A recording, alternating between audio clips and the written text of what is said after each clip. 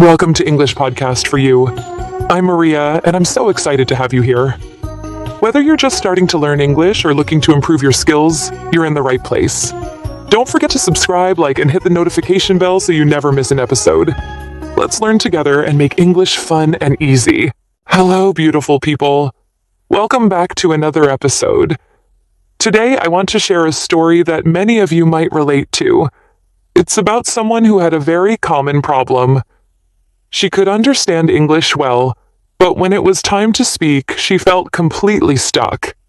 Let me introduce you to Emma, a young woman who had spent years learning English. She studied grammar, watched movies, and read books, yet whenever she had to speak, she felt stuck. Emma had spent years studying English, watching movies, and reading books. She could understand conversations, even complex ones, but when it was her turn to speak, she froze. Sound familiar?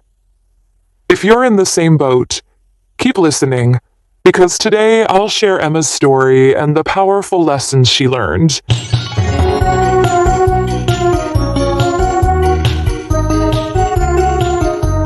Emma had always loved English. She watched her favorite TV shows without subtitles and could even follow YouTube tutorials. But when she needed to say something in English, it was like her brain went blank. One time she was at a cafe, and a tourist asked for directions. She knew exactly what to say in her head, but when she opened her mouth, nothing came out. Her heart raced, her palms got sweaty, and she just pointed instead of speaking. That's when she realized something important. Understanding English and speaking it are two different things. If you don't practice speaking, your brain won't get used to forming sentences in real time. Just like learning to ride a bike, you need practice, not just watching others do it. So, dear listeners, if you're focusing only on listening and not speaking, try to incorporate speaking practice into your daily routine. Start with small sentences. Repeat what you hear or describe things around you. The more you speak, the more comfortable you'll become. Emma's biggest fear was making mistakes. What if she said something wrong? What if people laughed at her? This fear kept her quiet for years. One day, she decided to change that. She started small, talking to herself in English at home.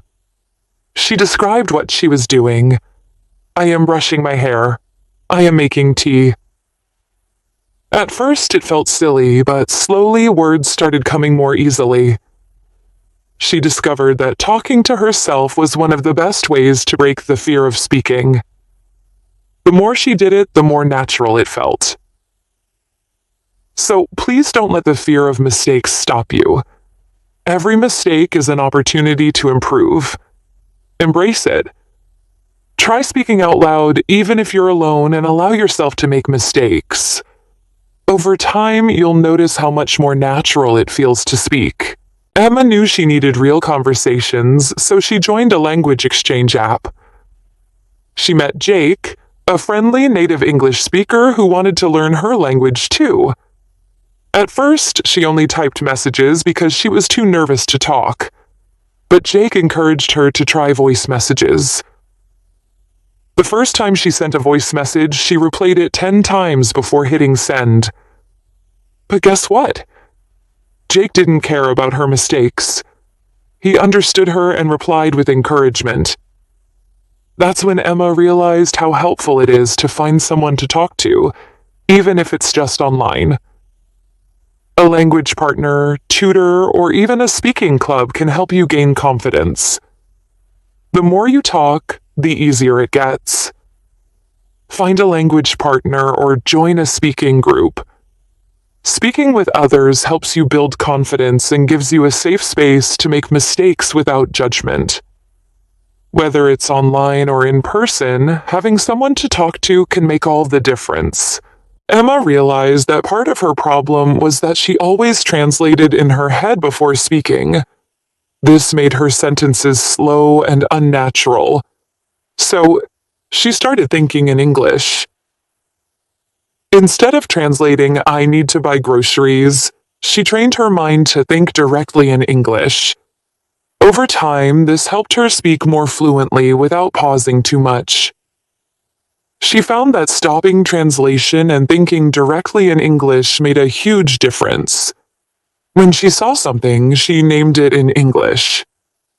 When she had a thought, she tried to express it in English. This sped up her ability to form sentences. So please challenge yourself to stop translating everything in your head. When you see something, think about it in English. Start practicing thinking in English for simple thoughts and gradually build it into more complex ones. This will help you speak faster and more naturally. One day, Emma's friend introduced her to an English-speaking colleague.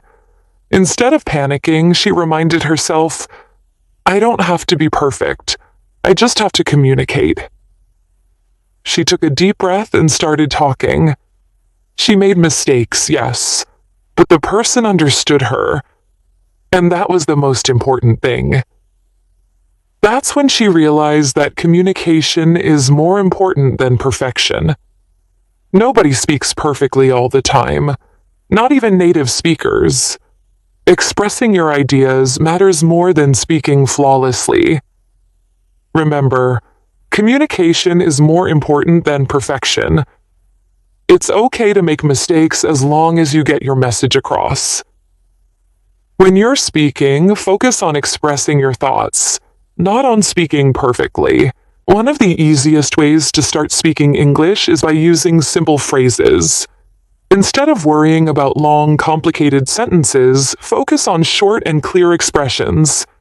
For example, instead of saying, "I am currently feeling a bit tired because I didn't sleep well last night," you can say, "I am tired today.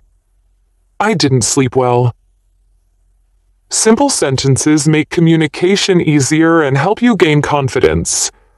As you practice, you will naturally start adding more details to your sentences.